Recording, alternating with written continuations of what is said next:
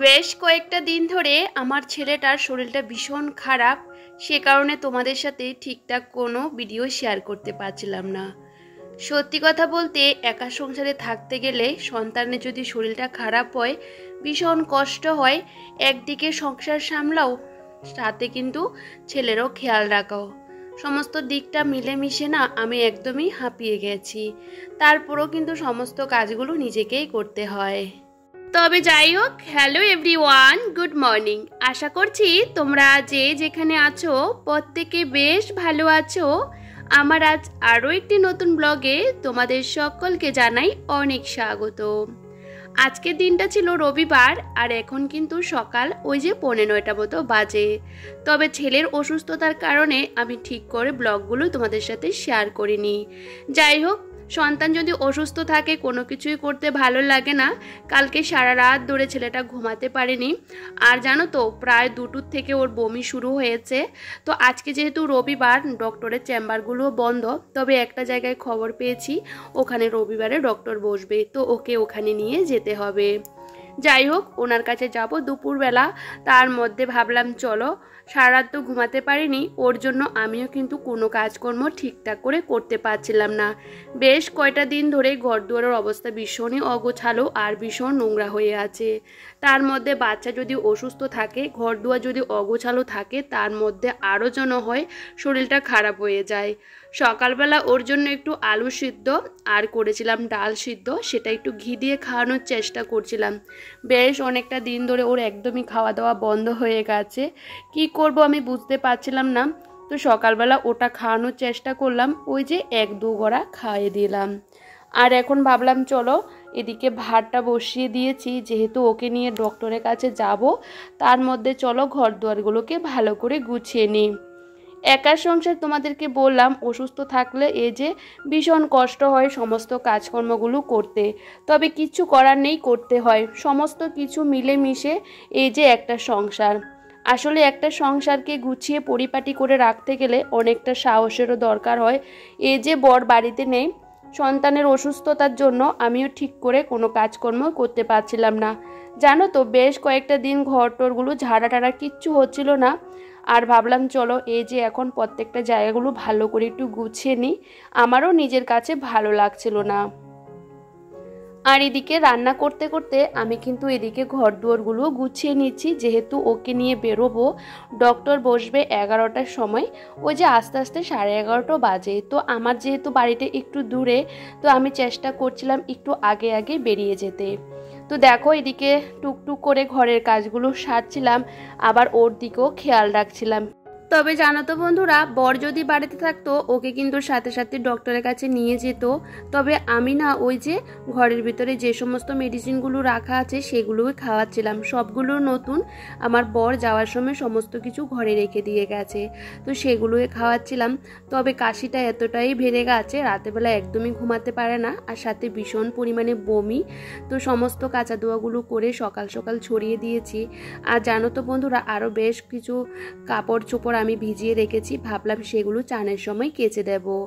আর আমি যখন সারারাত্র ঘুমাইনি, বিশ্বাস করো আমারও শরীরটা বেশ খারাপ লাগছিল।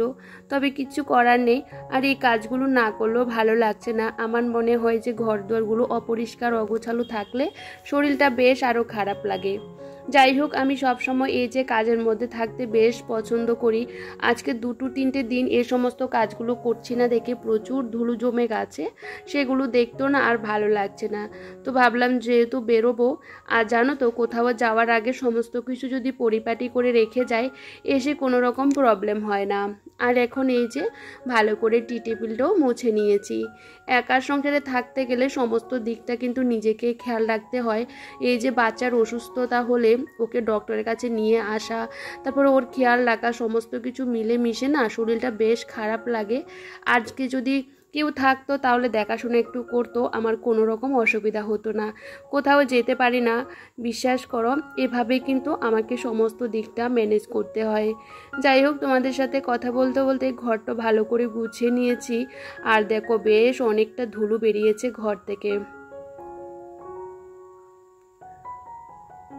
আর এদিকে ভাতটা হয়ে গেছে আর ডালটাও সেদ্ধ করে রেখে দিয়েছিলাম। আর এদিকে ডিম আর আলুও সেদ্ধ করে নিয়েছি ওই যে টুকিটাকি কাজকর্মগুলো করতে করতে। অনেকটা বার ওর কাছে আসতে হচ্ছে, ওকে কোলে করেও রান্না করতে হয়, এরকমও দিন আমার যায়। যাই হোক, এই যে আজকে একদমই সিম্পল রান্নাবান্না করছি, জানি না ও খাবে কি না। তবে জানো তো, ও না খেলেও না আমারও খেতে ভালো লাগে না। সকাল থেকে তো আমি এখনও পর্যন্ত কিচ্ছু খাইনি। সকালে ওর জন্য যে ভাতটা রান্না করেছিলাম অল্প করে করেছি, জানো তো আমার না কোনো কিছু নষ্ট করতে একদমই ভালো লাগে না। তো ভাবলাম সকালবেলা ওকে অন্য কোনো খাবার দেব না, ওই যে সেদ্ধ ভাতটা যদি খাইয়ে দিই ওর শরীরে না তাও একটু এনার্জি পাবে। আর এদিকে দেখো রান্নাবান্নাও হয়ে গেছে। আর এই যে গ্যাস ওভেন ভালো করে পরিষ্কার করে নিয়েছিলাম। আমি কোথাও যাওয়ার আগে প্রত্যেকটা কাজ গুছিয়ে করে দিতে আমার বেশ ভালো লাগে, না হলে আমার ভালো লাগে না, জানো তো। পরের জন্য কোনো কাজ রেখে দেব, এটা আমার হয় না। যত কষ্ট হোক না কেন সেই কাজগুলো কিন্তু আমি সেরে নিই। আর এখন দেখো ঘর দুয়ারগুলোকে ভালো করে মুছে নিচ্ছিলাম আর ভাবলাম চানটা করে পুজোটা দিয়ে বেরিয়ে যাব। আমার কিন্তু কাজকর্ম অনেকক্ষণ আগেই হয়ে যেত, ওকে একটু একটু করে কোলে নিতে হয়।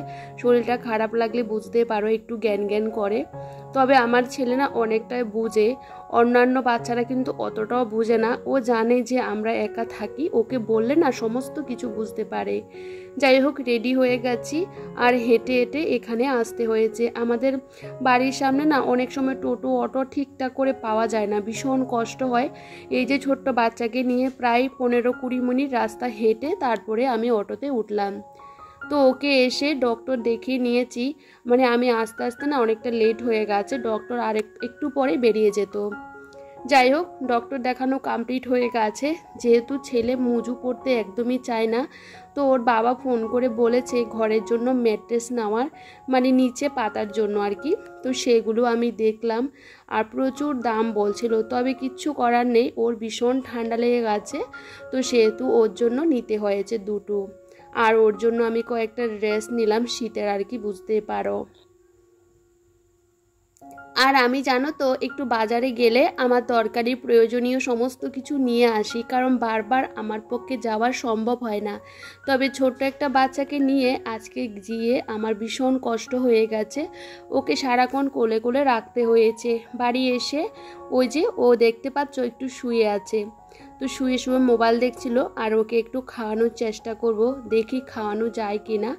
আর ওর জন্য এই জামা প্যান্টগুলো নিয়ে এসছি, কারণ যেহেতু ঠান্ডা শুরু হয়ে গেছে, আগের জামা প্যান্টগুলো ওর ঠিকঠাক করে হচ্ছিল না, তো সেহেতু ওর জন্য এগুলো নিয়ে আসতে হয়েছে। আর এই যে ঘরের জন্য এগুলো ম্যাট নিয়ে এসেছি, আর সাথে বাথরুমের সামনে দেওয়ার জন্য এই পাপোশটা নিয়ে এসেছি। এটা ওয়াটারপ্রুফ আর কি, ভীষণ ভালো সে কারণে। আর এগুলো ঘরের ভিতরে পাতবো, সেহেতু এগুলো নিয়ে এসেছি।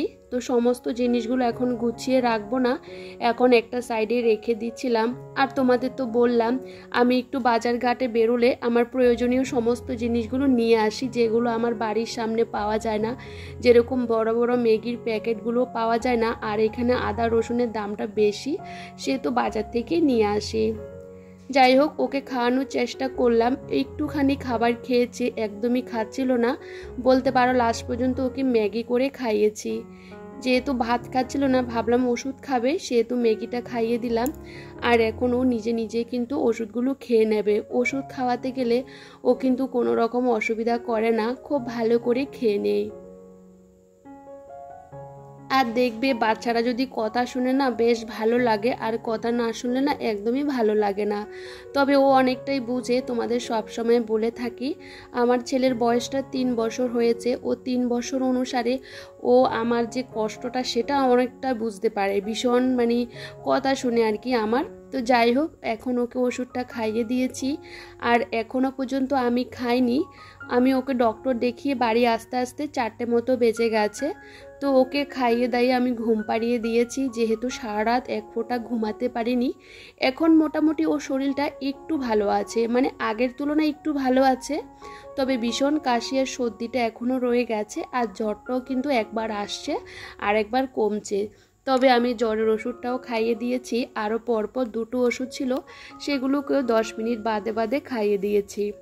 এখন যেহেতু ওকে ঘুম পাড়িয়ে দিয়েছি আর ঘরটাও গুছিয়ে নেব, আর খাওয়া দাওয়া তো সেরে নিয়েছি। আর জানো তো আজকে বেশ কয়েকটা দিন হয়ে গেছে ঘরের অবস্থা ভীষণই অগোছালো। আমার ঘর দুয়ার কখনো অগোছালো থাকে না, আমি যতটুকু পারি গুছিয়ে রাখার চেষ্টা করি।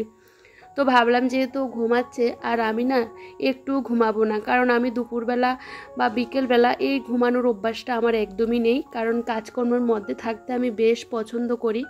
আর আমার না সংসারে টুকিটাকি প্রচুর কাজ থাকে। অনেকে মনে করে এই সমস্ত কাজগুলো মনে হয় কোনো কাজ না। একটা সংসারকে পরিপাটি রাখতে গেলে একটা বাড়ির বউ কিন্তু অনেকটা পরিমাণে কাজকর্ম করে।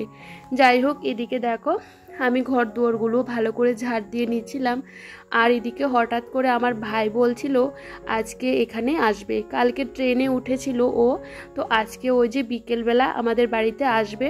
তো সেহেতু ওর জন্য একটু ভাতও বসিয়ে দিয়েছি, আর সাথে এই যে গাছের মধ্যে একটু জল দিয়ে দিয়েছিলাম। কারণ কি বলতো, এই গাছগুলোর মধ্যে না আজকে কয়েকটা দিন জল সেরকম পড়ছে না, তবে এখন একবেলা করে জল দিই, দুবেলা জল দিই না।